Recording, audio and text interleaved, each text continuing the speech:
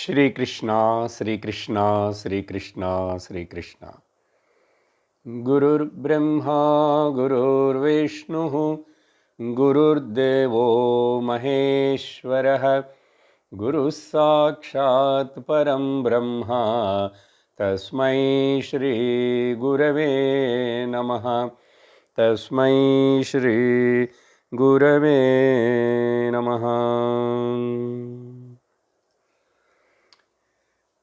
हरि ओम तत्सत्। శ్రీమద్ భగవద్గీత రెండవ అధ్యాయం సాంఖ్యయోగం 41వ శ్లోకం.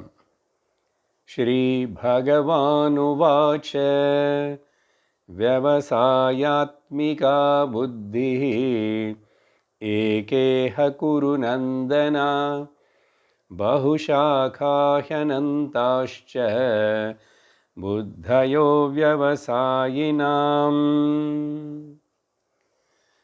భగవాన్ శ్రీకృష్ణ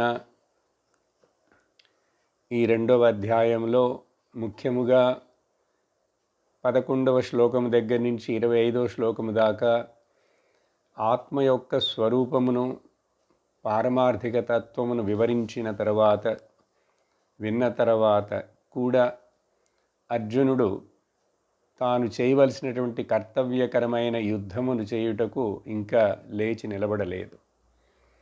అందువలన భగవంతుడు నువ్వు ఆధ్యాత్మిక పరముగా ఒకవేళ నీకు ఇంకా అర్థం కాలేదు, నువ్వు ఒప్పుకోకపోయినా కూడా ధార్మిక పరముగా చూసినా కూడా నువ్వు యుద్ధం చెయ్యొచ్చు దుఃఖించకుండా. లేక లౌకికమా చూసినా కూడా నువ్వు ఈ యుద్ధాన్ని చేయాల్సిందే అని చెప్పి 3 దృష్టికోణాలలో కొన్ని శ్లోకాలను చెప్పి ఆ తర్వాత ఇప్పుడు ఎందుకు నేను నిన్ను ఇట్లా ఈ యుద్ధము చెయ్యి, నీ కర్తవ్య కర్మ, ఇది ధర్మయుద్ధము, క్షత్రుడివైన నీకు ఇది ధర్మమని ఎందుకు ఇట్లా ప్రోద్బలము చేసి చెప్తున్నానంటే కర్మయోగం అనేటువంటిది మనిషికి చాలా అవసరం.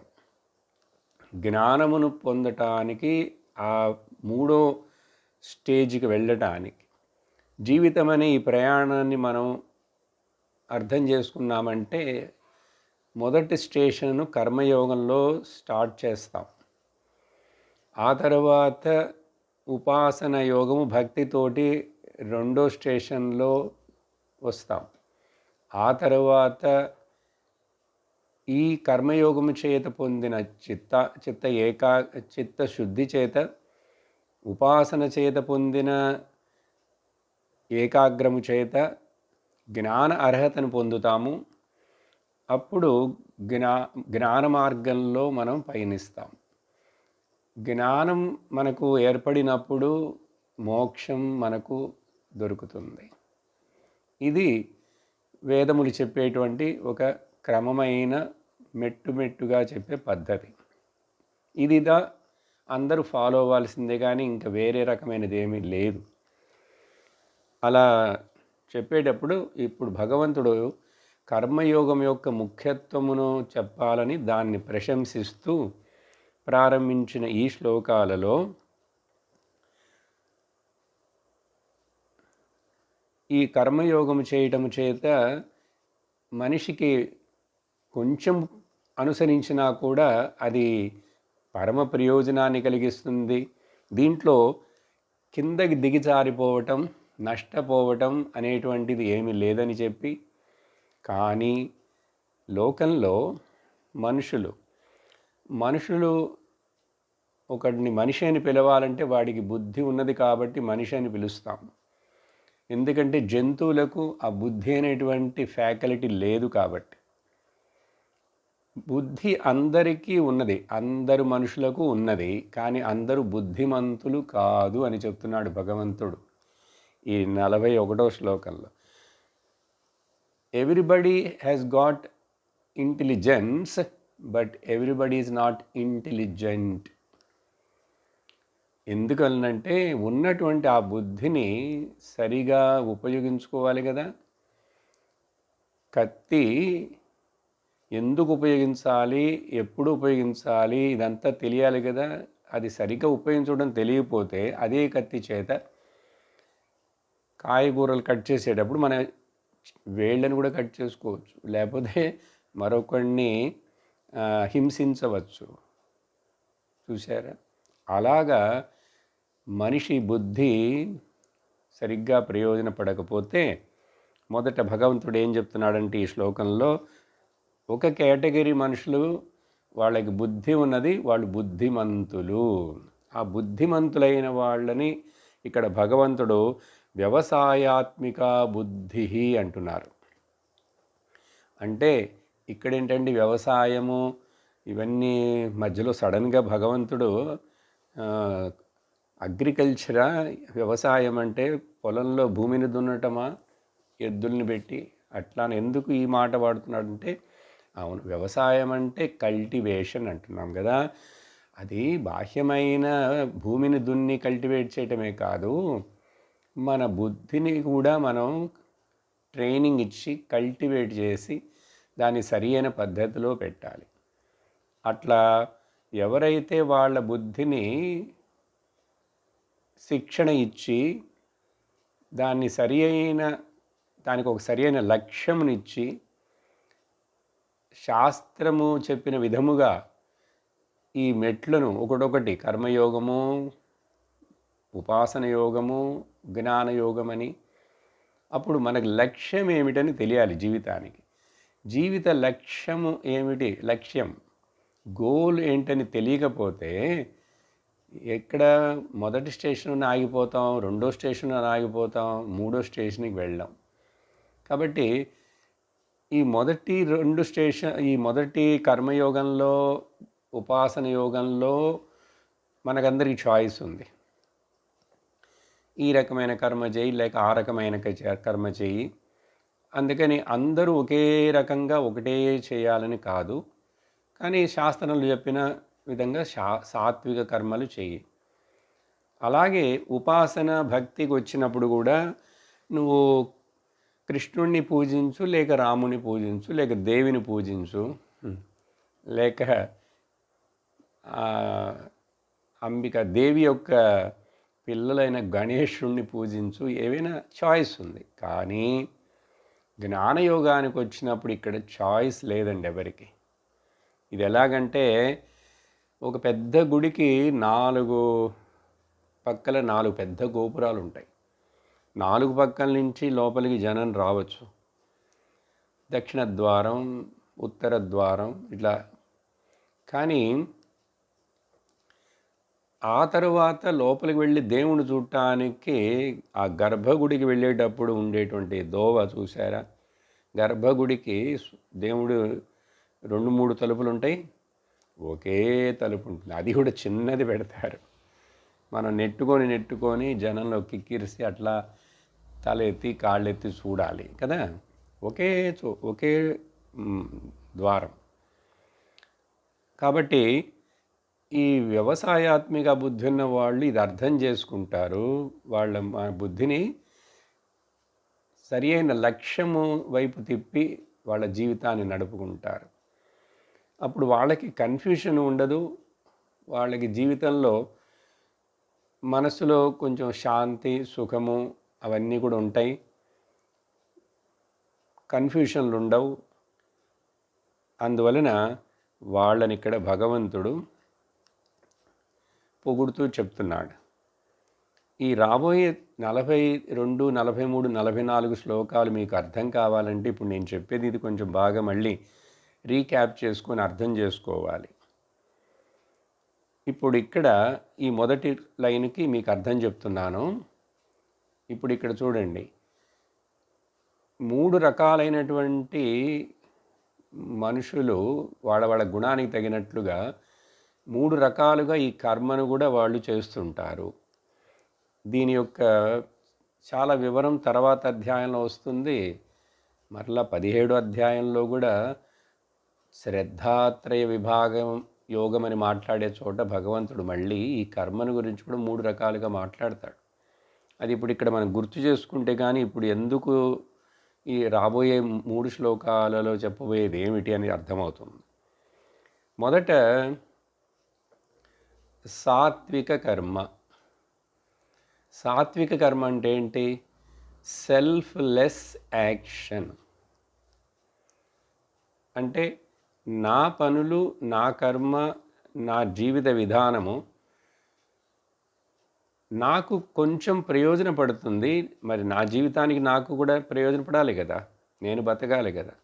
కానీ దాని వలన చాలామందికి ప్రయోజనపడుతుంది. నా యొక్క ప్రవర్తన, నా కర్మలు, నా యొక్క నడవడి చాలామందికి ప్రయోజనపడితే అటువంటి లైఫ్ స్టైల్, ఆ కర్మలు దాన్ని సాత్విక కర్మలు అంటారు. ఇది పర్సెంటేజ్ వైజ్ అట్లా చెప్పాలంటే నాకు ప్రయోజనపడుతుంది ఒక 25%. కానీ దానితో పాటుగా 75% చుట్టూ ఉండే మనుషులకు, ప్రకృతికి, జీవరాశులకు కూడా ఉపయోగపడుతుందంటే దాన్ని సాత్విక కర్మ అంటారండి. మరొకటి ఏంటంటే దీంట్లో ఈ సాత్విక కర్మలో సెల్ఫ్లెస్ యాక్షన్ అని చెప్పాం. కాబట్టి ఆ చేసేటప్పుడు ఏ ఫలమును ఆశించడు. ఇది నేను చెయ్యాలి, ఇది నా కర్తవ్యం అని చెప్పి అర్థం చేసుకొని చేస్తాడు. నిస్వార్థ బుద్ధితో చేస్తుంటాడు, ఫలాపేక్ష లేకుండా చేస్తుంటాడు. అప్పుడు సాత్విక కర్మ, వ్యవసాయాత్మిక బుద్ధి ఉన్నవాడికి ఇలాంటి గుణం ఉంటుంది. రెండో కేటగిరీ ఈ రెండో లైన్లో చెప్తున్నారు, బహుశాఖాహి అనంతాశ్చ. ఈ రెండో కేటగిరీ ఏంటంటే అవ్యవసాయినాం. ఈ మనస్సుని, బుద్ధిని ట్రైన్ చేయని వాళ్లకు, కల్టివేట్ చేయని వాళ్లకు, జీవితం యొక్క లక్ష్యం ఏమిటి, పరమార్థమై ఫైనల్ గోల్ ఏంటని తెలియని వాళ్లకు, వాళ్ళ బుద్ధి అనేక ప్రక్కలకు అది పరిగెడుతుంటుంది. బహుశాఖ, కౌంట్లెస్. అందుకని అనంతాశ్చ, ఎన్నో పక్కలకి మనస్సు, ఆ బుద్ధి చెలిస్తూ వెళ్ళిపోతూ అది అక్కడ ఇక్కడ ఇక్కడ ఇట్లా పోతూనే ఉంటుంది. దేంట్లో స్థిరంగా ఉండదు. అది మాత్రమే కాదు, ఇప్పుడు వీళ్ళ ఏ కేటగిరీలో చెప్పాలంటే రాజసిక కర్మలు చేసే బుద్ధి ఉన్నవాళ్ళు వీళ్ళు. రాజసిక కర్మలు చేసే బుద్ధి ఉన్నవాళ్ళు, వీళ్ళని కర్మ చేస్తున్నారు వీళ్ళు, కానీ వీళ్ళని కర్మయోగులు అని చెప్పలేము. వీళ్ళని కర్మఠర్గళ్ అని కర్మటులు అని చెప్పాలి, కర్మీలు అని చెప్పాలి. ఎందుకంటే వాళ్ళకి ఆ యాక్షనే ముఖ్యం. ఎందువలన? వీళ్ళ పనులలో రాజసిక కర్మలు చేసే బుద్ధి కాబట్టి వీళ్ళది, వీళ్ళ యొక్క యాక్షన్లన్నీ కూడా సెల్ఫిష్ యాక్షన్స్, స్వార్థభూయిష్టమైనటువంటి పనులు. సహజంగా అప్పుడు వీడికి 75% ఇతడికి లాభం చూసుకుంటుంటాడు, ఒక 25% ఇతరులకు, అది కూడా వాళ్ళ కుటుంబానికి ముఖ్యంగా కొంచెం ఏదో దానం ధర్మం అని చేస్తాడు. కానీ ఎందుకు? అవన్నీ నాకు పుణ్యం రావాలి, నాకు పేరు ప్రతిష్టలు రావాలని చెప్పి 75% నాకు. సో ఇతడు అవ్యవసాయిక బుద్ధి ఉన్నవాడు. అర్థమైందా మీకు ఇప్పుడు? సో సాత్విక కర్మలు చేసే సాత్విక గుణం ఉన్నవాడు, వాడు వ్యవసాయాత్మిక బుద్ధుడు. ఇక్కడ రాజసిక కర్మలు చేస్తూ రాజసిక యాక్షన్లు స్వార్థ బుద్ధితో ఉండేవాడు అవ్యవసాయాత్మిక బుద్ధి ఉన్నవాడు. ఇప్పుడు మూడో వాడు ఉన్నాడు, చూసారా? సో మొదట సెల్ఫ్లెస్ అని చెప్పాం, రెండోది సెల్ఫిష్ అని చెప్పాం. మూడోవాడు తామసిక గుణం ఉన్నవాడు, ఇతడు కర్మలు చేస్తుంటాడు. ఇతడిని కూడా అవ్యవసాయిక లిస్టులోకి పెట్టచ్చు, కానీ స్పెషల్గా ఇతడు తామసిక బుద్ధితో చేస్తున్నాడు కాబట్టి ఇతడిలో ఏంటంటే నాకు 100% నాకు ప్రయోజనం ఉండాలి. నాకే. అది మాత్రమే కాదు, నాకు 100% నాకు ప్రయోజనం పడేటప్పుడు దాని వలన అనేక మందికి నష్టం కలిగిస్తాడు. ఎట్లా? ఉదాహరణ చూడండి. మనలో దేశంలో మినిస్టర్లు వీళ్ళందరూ స్కామ్లు చేస్తున్నారా? ఆ స్కామ్ కోటానుకోటి రూపాయలు నాకు లభించినాయని తను ఆశపడి సంతృప్తి పడుతూ స్కామ్ చేస్తాడు, మోసం చేస్తాడు. దీంట్లో ఏమైంది? తనకు చాలా లాభం వచ్చింది, దాని వలన దేశానికి ప్రజలకి చాలా నష్టం కలిగింది. చూసారా? ఎందుకంటే ప్రజలది కదా ఆ డబ్బంతా. ఉదాహరణకి ఇది మీరు ఏదైనా ఇంకా ఇట్లా అర్థం చేసుకోవచ్చు. కాబట్టి 3 రకాల మనుషులు, 3 రకాల గుణాల చేత 3 రకాలైనటువంటి కర్మలు, సెల్ఫ్లెస్ యాక్షన్, సెల్ఫిష్ యాక్షన్. ఈ మూడో వాడికి ఏం పేరు పెట్టాలి? Cruel action. హింసాత్మకమైన ఘోరమైనటువంటి పనులు చేసేవాడు వీడు. ఇప్పుడు ఈ బ్యాక్గ్రౌండ్ని మనసులో పెట్టుకొని మనం భగవంతుడు ఇప్పుడు ఎవరి గురించి రాబోయే 3 శ్లోకాల్లో చెప్తున్నాడు అనేది అర్థమవుతుంది మనకు. 3 శ్లోకాలని పోయిన క్లాస్లో చదివాను, మళ్ళీ ఇప్పుడు ఒకసారి చదువుతాను. ఎందుకంటే ఆ 3 శ్లోకాలు వ్యాకరణపరంగా చూస్తే వాటి యొక్క కనెక్షన్ అంతా కూడా ఒకదాని తర్వాత ఒకటి కంటిన్యూషన్గానే ఉంటుంది. కాబట్టి మనం ఆ పదాలను కొంచెం ఒక ఆర్డర్లో తీసుకుంటే అర్థం చేసుకోవడానికి సులభంగా ఉంటుంది. కాబట్టి 3 శ్లోకాలని చదువుతాం. యామిమాం పుష్పితాం వాచం ప్రవదంత్యవిపశ్చితః వేదవాదరతాః పార్థ నాన్యదస్తితి వాదినః కామాత్మానస్వర్గపరాః జన్మకర్మఫలప్రదాం క్రియావిశేషబహుళాం భోగైశ్వర్యగతిం ప్రతి భోగైశ్వర్యప్రసక్తానాం తయాపహృతచేతసాం వ్యవసాయాత్మికా బుద్ధిః సమాధౌ న విధీయతే. 3 శ్లోకాలు. ఇప్పుడు ఇక్కడ భగవంతుడు, నేను ముందు ఇప్పుడు పైన చెప్పినట్లుగా మీకు ఈ రాజసికమైనటువంటి గుణముతో రాజసికమైన కర్మలు చేసేటువంటి అన్కల్చర్డ్ అవ్యవసాయాత్మిక బుద్ధి అయిన ఉన్నటువంటి ఆ మనుషుడిని గురించి చెప్తున్నాడు. ఇది మాత్రం హైలైట్ చేయడం అంటే తర్వాత మనకు అర్థమవుతుంది సాత్విక మనుషుడిని గురించి కూడా, తామసికుడు తర్వాత చూస్తాం. కానీ ఇప్పుడు ఇక్కడ ముఖ్యంగా చెప్పడానికి కారణం, లోకంలో 90% పైనే 95 అని కూడా చెప్పచ్చు. ఓకే, లేకే తామసికానికి కొంత పర్సంటేజ్ ఇవ్వాలి. కాబట్టి ఇక్కడ ఒక 75% అని వేసుకుందాం.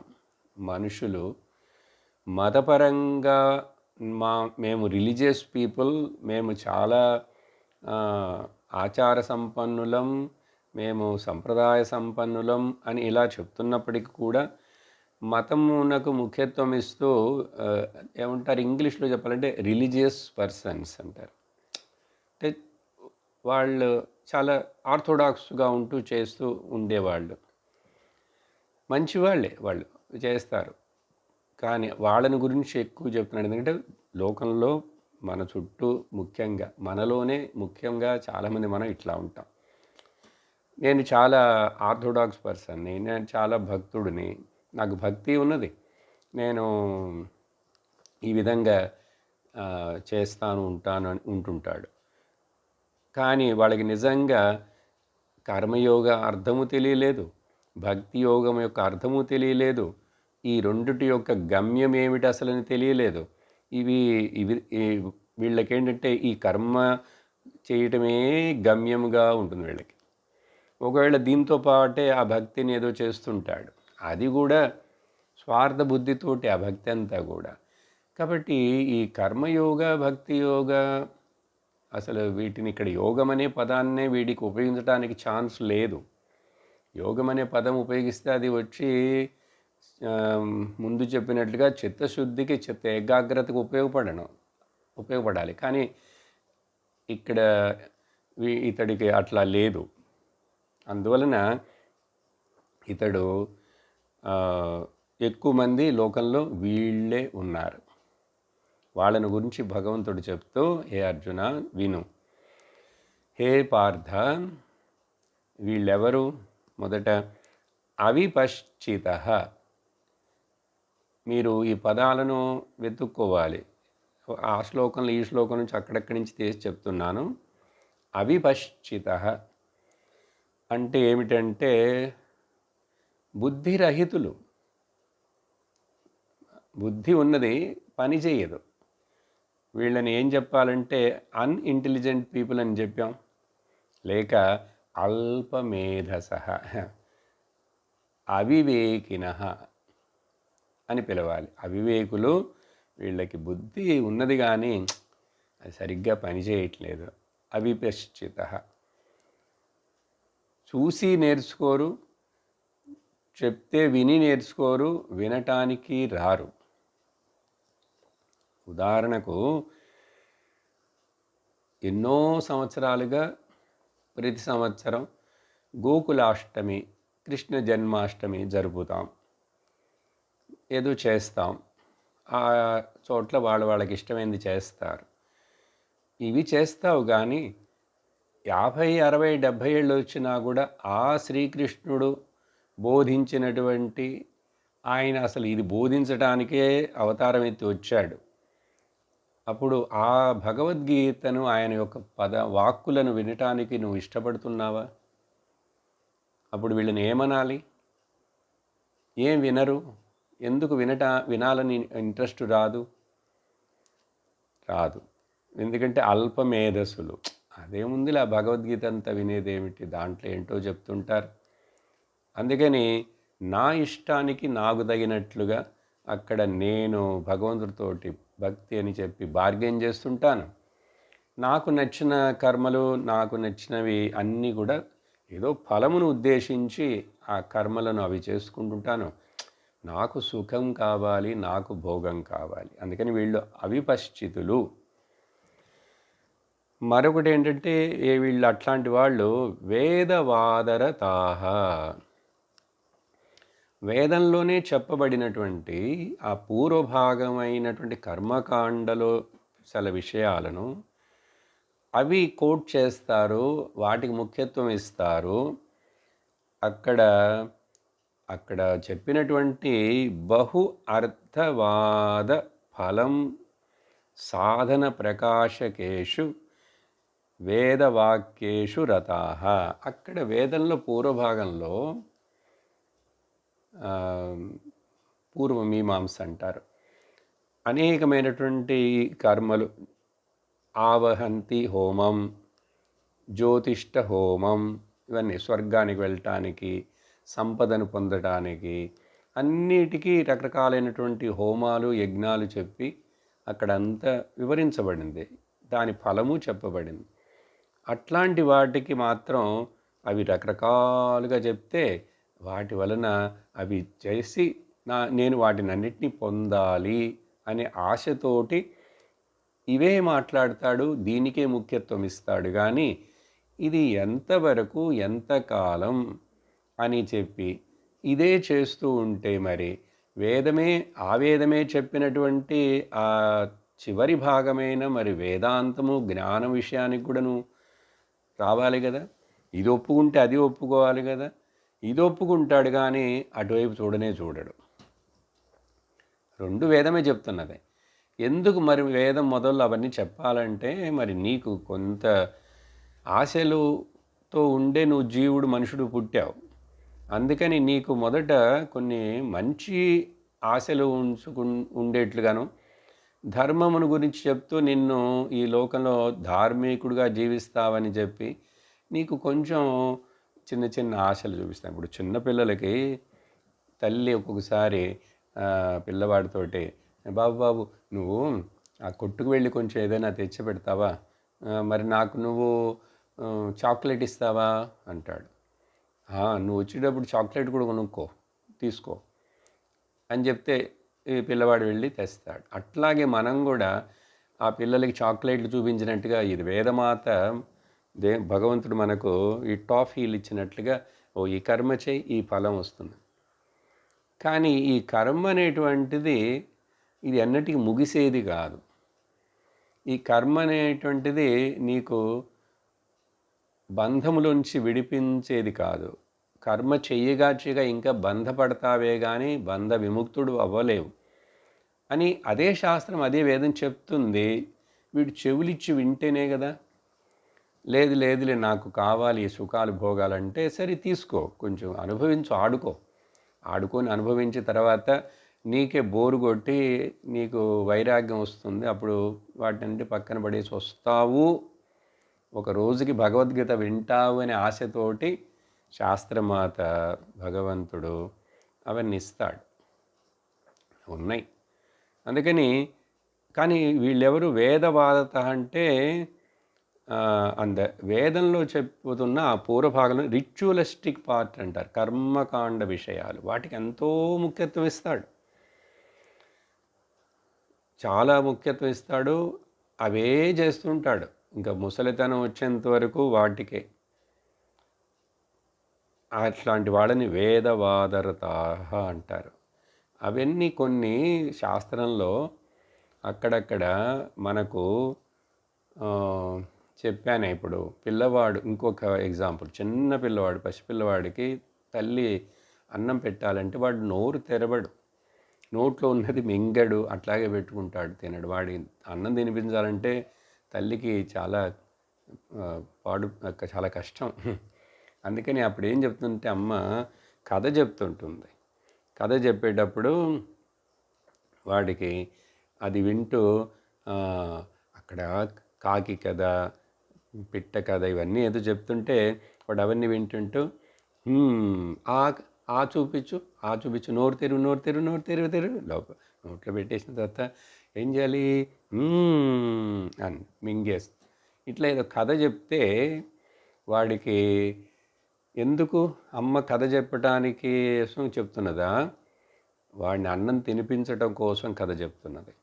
ఇప్పుడు ఈ కథ అనేటువంటిది అర్థవాదము, అన్నం తినటం అనేటువంటిది ముఖ్యము. అర్థమైందా? వేదంలో ఇట్లా మరొక ఉదాహరణ చూడండి. ఇప్పుడు పెరుగన్నం తినేటప్పుడు పెరుగు అన్నం యాజ్ ఇట్ ఈజ్గా, అది మామూలు పెరుగు పులిసిపోకుండా ఉంటే దాంట్లో అసలు జనరల్గా టేస్ట్ ఉండదు, ఓ రకంగా ఉంటుంది. అందువల్ల దానికి మనం నంచుకోవడానికి నిమ్మకాయ కానీ ఉసిరికాయ కానీ ముక్క పెట్టుకొని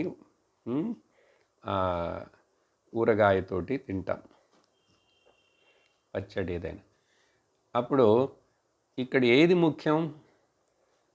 పెరుగన్నం ముఖ్యం. పెరుగన్నం లోపలికి వెళ్ళటానికి మనకు కొంచెం రుచిగా ఉండటానికి సైడ్ డిష్గా పికిల్. ఇలా కాకుండా ఇంత ఊరగాయ వేసుకొని లేక ఇంత అన్నం ఊరగాయ అన్నం తింటూ ఎవరైనా పెరుగు నంచుకుంటారా? నంచుకోరు కదా. అట్లా అప్పుడు ఇవేమైనా వేదంలో అక్కడెక్కడ కొంచెం ఎగ్జాజరేట్ చేసి ఏదైనా స్తుతి చేసి దాన్ని పొగడాలనుకున్నప్పుడు కొంచెం ఎక్కువగానే ఎగ్జాజరేట్ చెప్పి దాని యొక్క ఫలశ్రుతి అవన్నీ చెప్తుంది. మరొక ఉదాహరణ చూడండి. విష్ణు సహస్రనామం, లలితా సహస్రనామం ఇవన్నీ వేదంలో చెప్పినవి కాకపోయినా కూడా స్మృతి గ్రంథాల్లో వచ్చినవైనా కూడా అన్నిటికీ ఈ స్తోత్రాలు, ఈ పూజలకి చేసే ఇవన్నీ కూడా చివరిలో ఫలశ్రుతి అనేది రాశారు. ఆ విష్ణు సహస్రనామం అయిపోయిన తర్వాత చూడండి ఎన్ని శ్లోకాలు ఉన్నాయి ఫలశ్రుతి. దాంట్లో అన్నీ ఏది కావాలంటే అది దొరుకుతుంది. బ్రాహ్మణుడికి ఇది దొరుకుతుంది, క్షత్రుడికి అది దొరుకుతుంది, వైశ్యుడికి ఇది దొరుకుతుంది, శూద్రుడికి అది దొరుకుతుంది, అందరికీ అన్నీ ఇవి దొరుకుతాయి, అవి దొరుకుతాయి, ఇది దొరుకుతాయి. ఇది చెప్పావంటే అసలు పాపం అంతా పోతుంది అంటే అది నిజమా? ఇది మీ నమ్మకాన్ని పోగొట్టడానికి ఇట్లా చెప్పట్లేదు, అది అర్థవాదమే. ఇప్పుడు ఒక్క విష్ణు సహస్రనామాన్ని జస్ట్ అట్లా పారాయణం చేసినంత మాత్రానే నీకు అన్నీ పోయి కష్టాలన్నీ నీకు అన్నీ మంచివే జరుగుతాయి, నీకు అన్నీ దొరుకుతాయి, అన్నీ ఏర్పడతాయి అంటే అది అర్థవాదం కదండి. అర్థవాదం అది. అది అట్లా జరగదు. ఇప్పుడు అలా జరిగేదైతే భగవంతుడు శ్రీకృష్ణుడు అర్జునుడికి ఆ విష్ణు సహస్రనామం లాంటిదో లేక లలితా సహస్రనామం ఏదైనా చెప్పచ్చుగా, ఒక మంత్రంలాగా చెప్పచ్చు కదా. అతడు కష్టపడుతున్నాడు, ఎమోషనల్ బ్రేక్ డౌన్ అయి. అందువలన ఇప్పుడు వీళ్ళు అది అర్థం చేసుకోరు ఈ వేదవాదరతలు. ఇంకొకటి వీళ్ళకి ఏంటంటే ఇన్నర్ గ్రోత్ ముఖ్యం కాదండి. చూసారా, అవ్యవసాయాత్మిక బుద్ధి, రాజసిక కర్మలు చేసే వాళ్ళని గురించి మాట్లాడుతున్నాం. వీళ్ళకి బాహ్యమైన మెటీరియలిస్టిక్ గోలే ముఖ్యం. అందువలన వాళ్ళు దాని మీదే ఆశ ఉంటుంది. వీటి వలన చాలా ప్రాస్పరిటీ వస్తుంది. డబ్బులు వస్తే కోటాను కోట్లు రావచ్చు, అది జరగచ్చు. స్వార్థ బుద్ధితో ఉంటాడు. కానీ దీనివలన ఇన్నర్ గ్రోత్ నష్టపోతాడు. ఈ ఇన్నర్ గ్రోత్ అంటే ఏమిటండి? హార్ట్ ఎన్లార్జ్ అయింది అట్లాగేదైనా. బాహ్యం అంటే తెలుస్తున్నది, నాకు 2 బంగళాలు ఉన్నాయి, 4 కార్లు ఉన్నాయి, 2 ఫ్యాక్టరీలు ఉన్నాయి, ఫామ్ హౌస్ ఉంది, అది ఉంది, అన్నీ పిల్లలు జల్లలు అన్నీ ఉన్నాయి. ఇన్నర్ గ్రోత్ అంటే ఏంటంటే మనస్సులో శాంతి, ఇమోషనల్ స్ట్రెంగ్త్. అర్థమైందా? Emotional strength. తర్వాత ఇంటెలిజెంట్ క్వశ్చంట్, ఐక్యూ. ఇక్కడ ఐక్యూ అంటే బయట చెప్పేది మనం తీసుకోం. యాక్చువల్గా ఇక్కడ ఈక్యూ అని తీసుకోవాలి. ఇమోషనల్ క్వశ్చంట్ అది బాగా బలంగా స్ట్రాంగ్గా ఉంటుంది. అప్పుడు మనశ్శాంతి చేత ఆంతరికమైనటువంటి సుఖాన్ని, తను శాంతిని లోపలే అనుభవిస్తాడు. అందువలన మనిషి యొక్క ఒక సుఖ శాంతి రక్షణల యొక్క భావన, ఫీలింగ్ బయట మెటీరియలిస్టిక్ గ్రోత్ వలన మాత్రం రాదు అనేది అర్థం చేసుకోవాలి. కళ్ళ ముందు కనపడుతుంటే ప్రపంచంలో materialistically they are very much prosperous, బాగా ఉన్నది, శ్రీమంతులు. కానీ ఎంతమందిని చూస్తున్నాం, ఎన్ని కేసులు చూస్తున్నాం, ఆత్మహత్యల కేసులు చూస్తున్నాం, డైవర్స్ల కేసులు చూస్తున్నాం, తప్పుడైనటువంటి పనులు చేస్తున్నారు, చదువుకున్న వాళ్ళు చేస్తున్నారు, మోసం చేస్తున్నారు. ఇప్పుడు వాడికి ఈ బాహ్యమైనటువంటి గ్రోత్ ఉన్నా కూడా లోపల సుఖం ఉందా, శాంతి ఉందా? ఉదాహరణకి ఇప్పుడు ఒక అబద్ధం చెప్పాను, ఎందుకంటే వాల్యూ బేస్డ్ లైఫ్ లేదు. మనం ధార్మికము, రిలీజియస్ లైఫ్ స్టైల్ అంటే ఏ బాహ్యమైనటువంటి పటాటోపాలు. ధార్మికుడు అయినటువంటి ఇదో ఇట్లా డ్రెస్ వేసుకోవాలి, ఇట్లా బొట్లు పెట్టుకోవాలి, ఇలా రుద్రాక్షల మాల వేసుకుంటాడు, లేకపోతే అట్లా ఉండాలి, రోజు గుడికి వెళతాడు. ఇవి మారతాయి, అవి ముఖ్యమే కాదు అసలు. కానీ ఆ హృదయంలో శాంతి, దయ, కరుణ, అసూయ రహితం అవన్నీ ఉన్నాయా? అహింస, సత్యం అనుసరించే గుణాలు ఉన్నాయా? అవి అప్పుడు ఆ లోపల ఆ గుణాలు ముఖ్యం ఒక మనిషికి. వాడికి లోపల అంతరంగమైన శాంతి వాడు పొందాలి. అందుకని డబ్బులు లేకపోయినా కూడా చాలామంది సుఖంగానే శాంతిగా ఉన్నారు. సుఖం అంటే నీ అర్థంలో ఏంటి? లగ్జరీస్ ఉంటే సుఖమని కాదు. లగ్జరీస్ ఉంటే సుఖం ఎక్కడండి, ఎట్లా వస్తుంది? వినండి, ఎగ్జాంపుల్ చూడండి. డబ్బులు ఉన్నాయండి, బాగా ధనవంతుణ్ణి, మంచి డన్లప్ బెడ్ కాస్ట్లీదైనటువంటి కొంటాను, కానీ నిద్రను కొనగలవా? కొనలేవు. అలాగే చాలా డబ్బులు ఉన్నాయి, అన్నీ ఉన్నాయి, ఓకే, కానీ ప్రేమను కొనగలవా? ప్రేమను కొనగలవా? సో నిద్రను కొనలేవు. ఆకలే లేదు, లోపల డబ్బులున్నాయి, ఏం కొని ఏం తింటావు? కాబట్టి మన లోపల అంతరంగమైనటువంటి అభివృద్ధి, దీన్ని ఆధ్యాత్మిక అభివృద్ధి అంటారు, ఇంటర్నల్ గ్రోత్ అంటారు. ఇది మొత్తాన్ని కలిసి స్పిరిచువల్ గ్రోత్ అని చెప్పాలి. ఇది ఇది కావాలి నాకు అని తెలుసుకోక దీన్ని ఆశించకుండా ఉండే వాళ్ళందరూ ఈ అవ్యవసాయికాత్మిక బుద్ధి ఉన్న వాళ్ళు. వాళ్ళ గురించి చెప్పేటప్పుడు వేదవాదరత. మనం వేదాన్ని నిందించట్లేదు, ఏం చెప్పట్లేదు, వేదంలో ఉన్న విషయాన్ని చెప్తున్నాం. ఆ వేద స్వరూపుడే, వేద కర్తయే ఈ భగవంతుడు చెప్తున్నాడు. అప్పుడు ఇది ఎట్లా నువ్వు దీన్ని నెగ్లెక్ట్ చేయగలవు?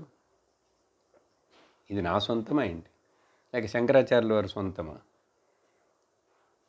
అదే వినం. అందుకని దీన్ని వినటానికే రారు, భయపడతారు. వేదమాదరతాహ. వేదం చెప్పిందంటే మీకు మరిన్ని ఉదాహరణలు ఇస్తాను, అందుకనే బాగా అర్థం కావాలి. చిన్న పిల్లవాడు మొదట వాడిని ఎల్కేజీకి పంపిస్తాం స్కూల్కి. ఆ తర్వాత సంవత్సరం అయిన తర్వాత అప్పుడు వాడు యూకేజీకి ప్రమోట్ అవుతాడు, వెళ్ళాలి. అప్పుడు ఎల్కేజీలో కూర్చున్న క్లాస్ రూము, ఎల్కేజీలో టీచ్ చేసిన టీచరు అవన్నీ ఏముండవు. ఈ కొత్త రూము, కొత్త టీచరు, అట్లా. ఇప్పుడు పిల్లవాడు ఎల్కేజీలో వాడు, ఈ టీచరు చాలా బాగున్నారు, మంచి టీచరు, ఈ క్లాస్ రూమ్ చాలా బాగుంది, ఇక్కడ టాయ్స్ నాకు బాగున్నాయి అని చెప్పి ఎల్కేజీలోనే ఉంటానంటే ఎలా ఉంటుంది? అలా ఉంటానంటే, లేక యూకేజీకి పోను అంటే ఎలా ఉంటుంది? టీచర్కి ఇష్టపడుతుందా? తల్లిదండ్రులు ఇష్టపడతారా? ఒకవేళ ఈ పిల్లవాడు, వాడికి తెలియలేదు, వాడు అట్లాగే నేను కూర్చుంటానని 5 ఏళ్ళు 6 ఏళ్ళు 10 ఏళ్ళు 15 ఏళ్ళు వచ్చిన తర్వాత కూడా అది సరిగ్గా ఉంటుందా? అది సబబుగా ఉంటుందా?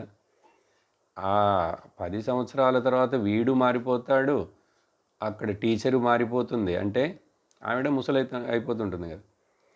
కాబట్టి ఎవ్వరు ఇష్టపడరు, స్కూల్ ఇష్టపడదు, తల్లిదండ్రులు పడరు, టీచర్ ఇష్టపడదు. కానీ ఆ పిల్లవాడికి తెలియదు, వాడు ఇష్టపడడు.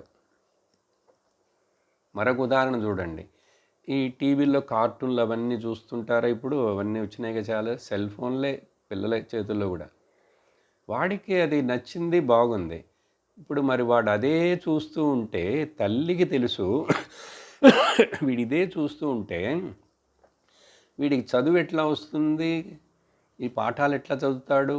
అందుకని తల్లి బాధపడుతుంది, ఎట్లా వీడిని వాడికి తెలియదు. ఇప్పుడు ప్రైమరీ ఏది, సెకండరీ ఏది అనేది వాడికి తెలియదండి, అది విషయం. సెకండరీ అది చెప్పానే, ఊరగా పచ్చడి ఆవకాయ ముక్క నంచుకోవడం పెరుగన్నంలో, అది సెకండరీ. ప్రైమరీ పెరుగన్నం. అప్పుడు కార్టూన్ చూడటం ఇదంతా సెకండరీ. చదువుకోవాలి, నేర్చుకోవాలి వేరే అనేది ప్రైమరీ. అదేవిధంగా ఇప్పుడు ఈ ఉదాహరణ అర్థమైనయా?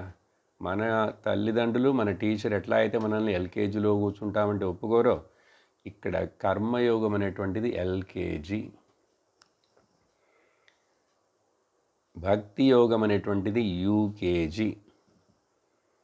ఇప్పుడు చూడండి, మనం ఎంత వయసు వచ్చినా కూడా ఈ కర్మయోగం, భక్తి యోగం అని వీటిల్లో అనేక రకాలుగా తంటాలు పడుతూ, అనేక రకాలుగా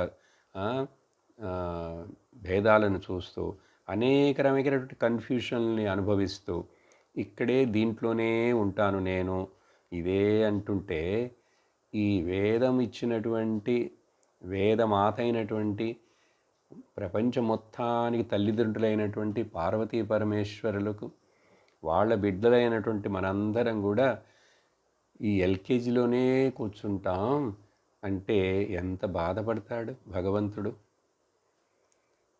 నా పిల్లలు వీళ్ళందరు జీవులు, వీళ్ళేంటి ఎప్పుడు చూసినా కర్మయోగంలోనే ఉంటాడంటాడు, కర్మకాండలోనే. లేక భక్తి అని చెప్పి ఆ భక్తిని కూడా నేను చెప్పినట్లు లేదని అర్థం చేసుకున్నాడా అసలు నన్ను? వాడేదో వాడి పోకడలో వాడు పోతున్నాడు భక్తి అని పేరు చెప్పి. నేను గుండు చేయించుకున్నాను కాబట్టి నాకు నువ్వేమైనా ఇవ్వాలి నేను అడిగినని అంటాడు. ఇదేంటండి? నేను చెప్పులు లేకుండా నడిచి వచ్చాను కాబట్టి నువ్వు నాకు నేను ఆశపడిన ఇవ్వాలంటాడు. సరే కొంతకాలం ఉన్నాడు ఏవో ఇస్తుంటే దాంట్లోంచి రానంటాడే బయటికి. అప్పుడు మరి దేవుడికి కోపం వస్తుందా రాదా? కోపం వచ్చి ఆయన మనకు కర్మలో నుంచి కొన్ని కష్టాలను ఇస్తుంటాడు. ఇచ్చినా కూడా మనకు బుద్ధి రాదు, మనం వినం. అంత మూర్ఖులంగా ఉన్నాం. అంత మూర్ఖులుగా ఉన్న వాళ్ళని ఇక్కడ అవ్యవసాయాత్మిక బుద్ధి ఉన్న వాళ్ళని చెప్తున్నాం. అర్థమైందా? ఇన్ని ఉదాహరణలు వింటే దీంట్లోంచి చూడండి, సింపుల్. అప్పుడు మనం జ్ఞానానికి రావాలి. జ్ఞానానికి మేలుకొని జీవుడు భగవంతుడికి నాకు భేదం లేదని, ఈశ్వర భేదం లేదని జ్ఞానం పొందడానికి వీడేంటి తయారు కాడని ఆ ఈశ్వరుడు, ఈ భగవద్గీత చెప్పిన భగవంతుడు చాలా కష్టపడతారు, బాధపడతారు. అవునా కాదా? చూడండి మరి అప్పుడు లోకంలో ఎంతమంది భగవద్గీత వింటున్నారు? ఏదో కొద్ది రోజులు నాకు టైం లేదు, బిజీగా ఉన్నానన్నా కూడా తర్వాత వినాలి కదా. ఇంకా తర్వాత మనస్సు అంత బలహీనమైపోతుంది. అందుకని ఇదేదో వయసు అయిన తర్వాత, రిటైర్ అయిన తర్వాత, జుట్టు నెరిసిన తర్వాత వింటేనండి. అప్పుడు కూడా రారు. అప్పుడు రావాలని అనుకుంటున్నానండి స్వామి. కానీ ఇంకా నాకు అన్ని కమిట్మెంట్లు వదలట్లేదు అంటూనే ఉంటాడు. నీకు కమిట్మెంట్లు వదలవు, నువ్వు రావు. కానీ యమధర్మరాజు నిన్ను వదులుతాడా? ఒకరోజు సడన్గా నీకు తెలియదు, లాక్కెళ్ళిపోతాడు. అందుకని వెలుతురున్నప్పుడు ఇల్లు చక్కది పెట్టుకో అని వినాలి. విన్నందువలన జీవితం చక్కగా సుఖమయంగా, ఆనందముగా, ప్రయోజనకరముగా నువ్వు అభివృద్ధి పొందుతావు. అందుకని ఈ సృష్టిలో ఈ మనుష్య శరీరం అనేటువంటిదే ఒక మకుటం, కిరీటం లాంటిది. ఇంక దీనికంటే ఈ ఎవల్యూషన్లో మరొక ప్రగతి అనేటువంటిది ఏమీ లేదు సృష్టిలో, దేవుడికి శాస్త్రానికి సంబంధించినంతవరకు. మరి అప్పుడు ఇంతటి చక్కటి ఎవల్యూషన్తో, అంటే the human body is the fittest and beautiful and powerful instrument ఇస్తే, ఇంక వీడు చివరికి చేయాల్సిన ఒకే ఒక పని ఏంటంటే తనను తాను దైవముగా తెలుసుకోవాలి. From humanity to he has to grow and merge with the divinity. ఇదేనండి పర్పస్, ఇంకా వేరే ఏమి లేదు. ఇది బాగా అర్థం చేసుకోండి, ఇంకా వేరే ఏం లేదు. మనకు అదే చెప్పారు ఇక్కడ, బహుశాఖ అనంతాశ, చాలా ఉన్నాయి, అది చేయాలి, ఇది చేయాలి, అది చేయాలి అని చెప్పి ప్రాయశ్చిత కర్మలు, పరిహార కర్మలు, ఇంక ఇవన్నీ చేస్తూనే ఉంటాడు. సరే, వేదవాదరత ఒక పదానికి ఇంతసేపు వివరించాను. మూడో పదం ఏంటంటే వీళ్ళు ఇంతంటే కామాత్మాన, వీళ్ళు చాలా కోరికలతో నిండిపోయి ఉన్నది వీళ్ళ మనస్సు, filled with the lots of desires. ఏదో కొన్ని జీవించుటకు, కట్టుకుండే బట్ట, తినడానికి తిండి, ఉండటానికి నీడ అన్నట్లుగా ఎంత కావాలి నీకు? సరే కొంచెం బ్యాంకులు కూడా పెట్టుకో, మందులకి, డాక్టర్కి అని భయంగా ఉంటే.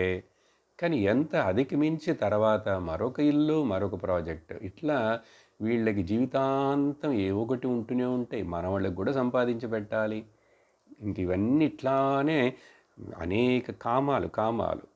కామ స్వభావం ఉన్నవాళ్ళు, కామం అంటే డిజైర్స్, జీవితంలో లగ్జరీస్. ఇక్కడ కాకపోతే పైలోకాలని ఆ రోజుల్లో ఈ శాస్త్రము భగవద్గీత చెప్పి ఆ రోజుల్లో చూస్తే వస్తుంది తర్వాత పదం. ఇప్పుడే నాలుగో పదం, స్వర్గపరాహ. సో ఇక్కడ భోగాలు చాలలేదు, ఇక్కడ టీవీ ఛానల్స్ ఇవి చాలలేదు, ఇక్కడ మ్యూజిక్ చాలలేదు. స్వర్గానికి వెళితే అక్కడ రంభ, ఊర్వశి, మేనక, తిలోత్తమ అందరు ఉంటారు. 24/7 నాన్ స్టాప్ మ్యూజికల్ కాన్సర్ట్స్ అవన్నీ ఉంటాయి. అక్కడ ఆకలి దప్పికలు అట్లా ఉండవు, దేనికి కష్టపడక్కర్లేదు, దోమలు ఉండవు ముఖ్యంగా. అందుకని అక్కడ చక్కగా పానీయాలు ఇస్తుంటారు, సోమపానం, అమృతపానం, అన్ని రకాల లిక్కర్స్ దొరుకుతాయి అక్కడ. స్వర్గం అంటే ఏంటి?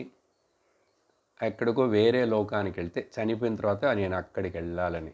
కానీ ఈ స్వర్గం ఈ రోజుల్లో మనం ఎవరు నమ్మరండి కదా.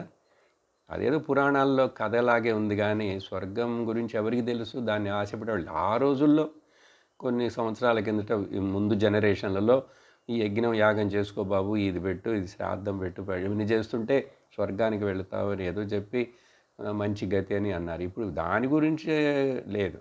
ఇప్పుడు ఇక్కడ స్వర్గం అంటే ఏంటో తెలుసా అండి? ఈ కామాత్మాన, కామం, చాలా ఆశలు కోరికలు ఉన్న వీళ్ళకి స్వర్గం అంటే ఇప్పుడు అమెరికాకి వెళ్ళటమే స్వర్గము. అమెరికాలో ఎంత కష్టపడతారు ఏమిటనేది అది విషయం అందరికీ తెలుసు. ఇప్పుడు పేపర్లో వస్తుంది, మీడియాలోనే తెలుసు అందరికి, మీడియాలో. అయినప్పటికీ కూడా అక్కడేంటో ఉన్నది అక్కడ బాగుంటుంది అని పోల్చుకొని ఇంకా అక్కడికి పరిగెడుతుంటారు. అందుకని స్వర్గం అంటే వేరే ఏం లేదు. లేకపోతే స్విట్జర్లాండ్ వెళ్ళాలి, ఆ దేశం వెళ్ళాలి, ఇక్కడికి వెళ్ళాలి ఏంటంటే అక్కడ చాలా భోగాలు, అక్కడ అన్ని సుఖాలు, అన్ని కంఫర్ట్స్ ఉంటాయి, చాలా ఉంటుంది, పొల్యూషన్ ఉండదు, అంత నీట్గా క్లీన్గా ఉంటుంది, పెద్ద పెద్ద రోడ్లు ఉంటాయి. ఏంటంటే ఊహించుకుంటాడు, డబ్బులు కొంచెం ఎక్కువ వస్తాయి ఇండియాలో కంటేనే. చూసారా? అలా అనుకొని అక్కడికి వెళ్ళాలి. మాతృభూమి నీకు నచ్చలేదు, ఇక్కడ కొన్ని నీకు చిన్న చిన్నవి అట్లా కష్టంగా ఉన్నా కూడా నువ్వు పుట్టిన దేశం నీకు మాతృభూమి, మాతృతల్లి, జన్మభూమి జనని. ఇప్పుడు మా అమ్మ అందంగా లేదు అని చెప్పు, మా అమ్మకి ఏదైనా రోగం వచ్చిందనో, అమ్మని మారుస్తావా? మార్చగలవా? ఆవిడ ఎట్లా ఉన్నాను, ఎంత అయినాను తల్లి తల్లే కదా, మార్చలేవు. అట్లాగే జన్మభూమిని మార్చలేవు, దీని మీద ప్రేమ ఉండదు. ఇంకేంటంటే ఎందుకంటే ఇక్కడ జ్ఞానము, కర్మము, కర్మభూమి, తపోభూమి, జ్ఞానభూమి, ఇన్ని రకాలైనటువంటి ఋషుల భూమి, వేదభూమి, ఇన్ని చెప్తే వీడికి ఇవి నచ్చవు. అక్కడ భోగభూమి అంటే అది నచ్చుతుంది. భోగభూమి ఏంటండి భోగభూమి? అక్కడ వెళ్ళి 12 గంటలు 17 గంటలు అట్లా పనిచేయాలి, చేస్తాడు, డబ్బులు వస్తాయి. అప్పుడు మండేలో నుంచి ఫ్రైడే సాయంకాలం వరకు అండి సంపాదిస్తాడు. ఇంకా సాటర్డే సండే జల్సా చేయి బాబు, జల్సా చేయని ఎక్కడికో వెళుతుంటాడు, ఖర్చు చేస్తుంటాడు, తాగుతుంటాడు, తిరుగుతుంటాడు, అంత నీరసపడిపోయి ఇంకా మండే మళ్ళీ పనికి వెళ్ళాలంటే వాడికి మండే సిక్నెస్ వస్తుంది. ఇదండి. అందుకని ఇక్కడి నుంచి ఏదో గొప్పగా ఊహించుకోవద్దు, అది ఒక అట్రాక్షన్ అంతే. అక్కడ ఎన్నో కష్టాలు, ఎన్నో బాధలు ఉన్నాయి. సరే, ఎందుకంటే నాకు లగ్జరీస్, ఎక్కువ కంఫర్ట్స్ కావాలి, క్రోర్స్ ఆఫ్ రూపీస్ కావాలి, అంత కాస్ట్లీ కారు కావాలి. ఇట్లా ఆశలు పడటం వలన కామాత్మలైనటువంటి వీళ్ళు స్వర్గపర అంటే అర్థం చెప్పాను. అందుకని ఆ పాతకాలం స్వర్గం పద్ధతి దాని గురించి వదిలేసేయండి. చూడండి, ప్రతి ఇంట్లో పిల్లలు ఇప్పుడు ఏ ఇంట్లో చూసినా సరే, ఆంధ్రాలో కానీ ఎక్కడైనా, అందరూ ఇతర దేశాల్లోనే, కెనడాలో ఉన్నాడా, అమెరికాలో ఉన్నాడా, ఆస్ట్రేలియాలో ఉన్నాడా, ఇక్కడ ఇదే తప్ప ఉంటే ఎంత గొప్ప. ఏంటి గొప్ప? అక్కడ ఎక్కడ ఆస్కారం ఉంది సంస్కారాలకి, వాటికి ఏం చేస్తాడు అక్కడ? అందుకని ఇంకా ఓన్లీ లగ్జూరియస్ అండ్ యానిమలిస్టిక్ లైఫే ఉంటుంది. చాలా కష్టం. ఇట్లాంటి సత్సంగాలు ఇవన్నీ దొరకవు. ఆన్లైన్లో దొరికితే అవన్నీ చెప్పకు కదా. నువ్వు నీ యొక్క ఇక్కడ ఇంత పెరిగి అన్ని సద్గుణాలు ఇవన్నీ కూడా పోతాయి, అక్కడికి పోతే కాంప్రమైజ్ అయిపోతావు. ఎందుకు? అట్రాక్షన్స్ ఎక్కువైపోతాయి ఉంటాయి. అందుకని వీళ్ళు స్వర్గపరాయణులు. ఆ తర్వాత ఏంటంటే అన్యత్ న అస్తి వాదిన, వీళ్ళు ఏంటండి ఇంతకంటే ఏముంది ఇంకా జీవితంలో? ఆత్మ జ్ఞానము అవన్నీ ఏమున్నాయి? ఇక్కడ ఉండి ఏదో మంచి చేస్తూ కొంచెం హెల్ప్ఫుల్గా ఉంటూ I'm a good person, I do good things. చూడండి చాలామంది దీంట్లో ఏమారిపోతారు. To be good is not a spiritual, that is only a side. అందుకని I I do good, I never do harm. So what? So what? నువ్వు మనుషుడివి, నువ్వు ఎవరికి హాని చేయకూడదు, దానికంటే పెద్దగా చెప్పుకుంటావు. అందుకని ఇట్లా I'm very good, I never interfere with anybody, I do my work, ఇట్లా అని చెప్పి ఇంక అంతకంటే ఏముంది? స్వర్గం ఎవరు చూశారు? నరకం ఎవరు చూశారు? పుణ్యం పాపం నువ్వు చూసావా? అది నీకు వస్తుందని తెలుసా? పోయినవాడు ఇక్కడ పోతున్నాడు అంతే, వాడిని కాల్ చేస్తారు పూడ్చిపెడుతుంటే, ఇంకా మళ్ళీ వచ్చే జన్మ నీకు అనుభవిస్తావు. ఇవన్నీ కాక్ అండ్ బుల్ స్టోరీస్ అండి. ఎక్కడ సైంటిఫిక్ ప్రూఫ్ చూపించు.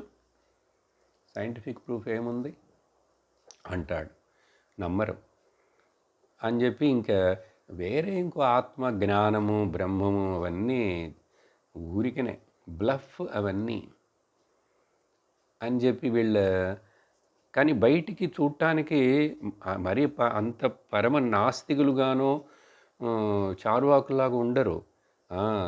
అదే ఇప్పుడు చాలామంది భక్తి ఉన్నట్లుగా గుళ్ళకు వెళుతూ రిలీజియస్ అని అవి ఇవి చేస్తారు, మన పండుగలు జరుపుతారు, అన్నీ జరుపుతారు. ఏం చేసినా ఏంటంటే వెనకాల ఒక ఎజెండా ఉంది. ఇది చేస్తే నాకు ఇది దొరుకుతుంది, ఇది చేస్తే నాకు ఇది దొరుకుతుంది, ఇది చేస్తే నాకు అది రావాలి. స్వార్థ బుద్ధి, భోగ బుద్ధి, అన్లిమిటెడ్, అంతులేనంత. అందుకని వీళ్ళు అన్యద్ న అస్తి అని చెప్పి వాదిస్తారు, ఆర్గ్యూ చేస్తారు. There is nothing else more than this man. Just lead a life joyfully, enjoy the life and just be good, do some good and go అని. What be good, do good and go అంటే వీళ్ళ అర్థం ఏంటంటే, ఇంకా చెప్పాలంటే Khao PO మజా కరో, తర్వాత ఫిర్ మరో. Eat drink and enjoy is the life. ఇదేంటి? ఇది అసుర స్వభావం. ఇది జంతువు కూడా పాపం అట్లా అంతా ఉండదు. దానికి డిస్క్రిమినేషనే ఇవ్వలేదు. అది ఇంకా అదే పుణ్యపాపాలు చేయదు. అది జస్ట్ మెకానికల్లీ అట్లా ప్రకృతికి సంబంధించినట్టుగా అది జీవించి ఆ కష్టాన్ని దాన్ని అనుభవించేసి ఆ శరీరాన్ని వదిలేసిపోతుంది. దానికి రాగద్వేషాలు లేవు. ఆకలైనప్పుడు తింటుంది. ఎక్కువ దాచిపెట్టుకోవాలి, బ్యాంకులో వేసుకోవాలి, అవన్నీ చెయ్యవు. వేస్తుందా ఏదైనా జంతువు కానీ పక్షి కానీ? మనిషికి ఈ బుద్ధిస్తే దాన్ని వీడు ఇట్లా చేసుకుంటాడు. అందుకని ఏం చెప్పారు ఒక ప్రావర్బ్ ఇంగ్లీష్లో? If wealth is lost, nothing is lost. If the health is lost, something is lost. But if the character is lost, everything is lost. Character అంటే ఏంటి అర్థం ఇక్కడ? ఇదో ఇవన్నీ అర్థం చేసుకోకుండా అవ్యవసాయాత్మిక బుద్ధుడుగానే ఉంటావేంటి? బయట లోకంలో మాత్రం I'm intelligent, I'm very efficient అని. దేంట్లో? Externally. What about your internal growth? బయట ఎంతో గ్రోత్ అయ్యి ఎంతో ఉన్నవాడు చూడండి, టక్కన ఒకరోజు రాత్రి పేపర్లో పొద్దున్నే వస్తుంది, సూసైడ్ చేసుకున్నాడు, మేడ నుంచి దూకేశాడు, భార్యని హత్య చేశాట. అదేంటండి? ఇస్రోలో అన్ని సంవత్సరాలు పనిచేసినటువంటి ఒక ఎంప్లాయ్, అది కూడా 74 ఏళ్ళుట. ఇంకా మీరు ఈ పేపర్లు న్యూస్లు చూస్తుంటే అది మన ఇంట్లో మన పక్కన జరగలేకపోయినా కూడా మన ఊర్లో ఎన్నో జరుగుతుంటాయి. ఇది కాబట్టి అదో, అది కాబట్టి మరొకటి ఏదో ఒకటి జరుగుతుంటాయి. మరి చూశారు లోకంలో జడ్జి ఏంటి, మ్యాజిస్ట్రేట్ ఏంటి, పోలీస్ ఆఫీసర్ ఏంటి, మిలిటరీ ఆఫీసర్ ఏంటి, అందరూ ఆత్మహత్య చేసుకుంటారు. సినిమా యాక్టర్లు చెప్పనే అక్కర్లేదు, యాక్ట్రెస్లు. ఏంటది? ఏమైంది? యు ఆర్ ఏ సెలబ్రిటీ, చేసుకుంటున్నారా లేదా? అందరూ చేసుకోవట్లా, జరుగుతున్నాయా లేదా? కొంతమంది చేసుకోవట్లేదు, కానీ లోపల ఇంట్లో ఆ లోపల మనస్సుని కంట్రోలు, దుఃఖము లేక అశాంతి ఉండడం చేత తాగి పడుకుంటుంటారు. బయటికి వచ్చినప్పుడు మాత్రం మామూలుగా మళ్ళీ మేకప్ చేసుకొని అట్లా వస్తుంటారు. మనం వాళ్ళని చూసి అంటుంటాం. అట్రాక్షన్, సినిమా స్టార్లు, క్రికెట్ స్టార్లు, ఇవన్నీ చూసి మోసపోకు. ఇవన్నీ కలలో లాగా కొన్ని ఇట్లా జరుగుతుంటాయి. అందుకని నువ్వు వేరేం లేదు, నథింగ్. అందుకని మోస్ట్ మెటీరియలిస్టిక్ పీపుల్ అండి.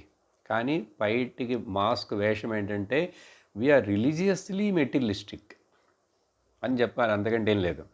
కానీ స్పిరిచువాలిటీ అంటే ఏంటి అసలు వీళ్ళకి తెలీదు. బాగా అర్థం చేసుకోండి, there is a lot of difference between the religious life style and the spiritual life style. Religious life style will help you if you really కరెక్ట్గా అర్థం చేసుకొని ఇక్కడ కృష్ణుడు చెప్పినట్లుగా నువ్వు ఆ మత విషయాలు, ధర్మ విషయాలన్నీ చేస్తుంటే కరెక్ట్గా అది నిన్ను ట్రాన్స్ఫార్మ్ చేసి స్పిరిచువల్ పర్సన్గా మార్చాలి. అందుకని spirituality is nothing to do with the religion. చెప్పాలంటే నిజంగా ఒకవేళ అది ఏదైనా ప్రయోజనపడుతుంది కొంచెం అంటే ఒక జస్ట్ ప్రిపరేషన్గా నీకు కొన్ని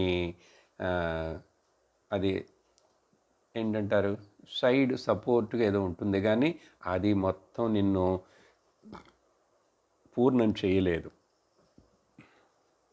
నీ ఇంటర్నల్ గ్రోత్, ఆంతరికమైన అభివృద్ధి, మానసికమైనటువంటి ధైర్యం ఇవన్నీ ఇవ్వదు నీకు. ఇంకా సింపుల్గా చెప్పాలంటే సుఖశాంతి రక్షణలు నీకు దొరకవు. నువ్వు వెతుకుతూనే ఉండాలి, బయట వెతుకుతూనే ఉంటావు, కష్టపడుతూనే ఉంటావు, దానికోసం ఆరాటపడుతూనే ఉంటావు. కానీ ఎప్పుడైతే నువ్వు సాత్విక గుణముతోటి సాత్విక కర్మలు చేస్తూ వ్యవసాయాత్మిక బుద్ధుడి అవుతావో, నీ లోపలని నీకే కనుక్కుంటావు. నువ్వే శాంతి, రక్షణ, సుఖములకు ఆధారం. You are the dynamo, you are the generator. తర్వాత 6వ పదం ప్రవదంతి. వీళ్ళు మాట్లాడతారు, చాలా చక్కగా మాట్లాడతారు. ప్రవదంతి ఏమిటి? పుష్పితాం వాచం ఇమాం యాం. వీళ్ళు వాళ్ళ ఆర్గ్యుమెంటు, వాళ్ళు చాలా చక్కటి ఫ్లవరీ వర్డ్స్ చెప్తారు. ఓకే, రమణీయం వాక్యలక్షణం శ్రేయమాణం. వినేవాళ్ళకి చాలా వీడు చెప్పేది నిజమేనే, నేనేంటి భగవద్గీత చదువుతూ ఇక్కడేమో ఇవన్నీ దీనికోసం గంట సేపు టైం స్పెండ్ చేస్తూ ఎందుకు ఇదంతా? వాడు చూడు, వాళ్ళు చూడు ఎంత చక్కగా ఉన్నారో, ఎంతో చేస్తున్నారని ఇవి ఇట్లా బయటికి వాటిని చూస్తాడు, వాటిని సమర్థిస్తాడు, అవి చెప్తాడు. అది ఎవరైనా చెప్పారు అట్లా అని విన్నామంటే మనం బ్యాడ్ కంపెనీలో ఉన్నామని. కానీ లోకంలో చెప్పేవాడందరూ ఈ వేదవాదాలు ఉన్నారే వీళ్ళందరూ, వీళ్ళు చెప్పేవి వేదంలోనే చెప్పుంది చూడు, ఈ కర్మలన్నీ చేయాలి, ఈ కర్మకాండంతా చేయాలి, ఇవన్నీ చేయాలి, అవి చేయాలి అని చెప్పి చేస్తాడు. కర్మ చెయ్యి, కానీ ఫలం ఆశించకుండా చేస్తావా? చేయగలవా? నువ్వు చేస్తున్నావా? ఈరోజు కూడా ఎన్నేళ్ళు వచ్చినా సరే గుడికి వెళ్ళి ₹2 టికెట్ కొని ఇచ్చి నక్షత్రం చెప్పి మాకు ఆయన మీరు సంకల్పం చెప్పి పూజ చేయండి. ఏంటి ఇంకా పుత్ర ధనధాన్య పశు అభివృద్ధి లాభం దీనికోసం అని చెప్పి అంటాడు సంకల్పం. ఎంతకాలం చేస్తావు? ఎంత కావాలి నీకు? అడుగుతూనే ఉంటావా? ఎంతకాలం బిచ్చగాడిగానే ఉంటానంటావు? అందుకని వీళ్ళు పుష్పితాం వాచం, ఫ్లవరీ వర్డ్స్ చాలా చక్కగా మాట్లాడారు. అందుకని బయటి లౌకికులతోటి కనుక మనం కలిసామంటే ఎప్పుడు చూసినా సాధారణంగా లోకంలో ఏంటంటే జనాలు మాట్లాడేది సుఖాలు, భోగాలు, ధనము, హోటళ్ళు, మాల్స్, సినిమా హాల్స్, బట్టలు, బంగారాలు, ప్రాపర్టీలు, లేక మగవాళ్ళైతే ఈ మిడిల్ ఏజ్ వీళ్ళందరూ స్త్రీల గురించి మాట్లాడుతుంటారు. ఇట్లా always they talk about the world materialistic. అందుకని అవి విన్నాను, మనం మన చెవుల్లో పడ్డాను, మనం చూసినాను, మనం పాడైపోతాం. మన ఇళ్లల్లో బంధువులు కూడా, వాళ్ళు కూడా మనం ఎవరైనా భగవద్గీత వింటున్నాం, క్లాసులు వెళుతున్నాం, కొంచెం ఏమంటే చాలామందికి నచ్చదు. చాలామందికి నచ్చదు. ఏంటో పెద్ద భగవద్గీత అంట వింటున్నాడు ఇప్పుడు. ఎందుకు ఈ వయసులోని వాడికి భగవద్గీత అంత అని చెప్పి అంటారు. అని నచ్చదు. ఇంట్లోనే భర్తకి భార్య వెళుతుంటే సత్సంగానికి నచ్చదు. భర్త వింటూ ఉంటే భార్యకి నచ్చదు.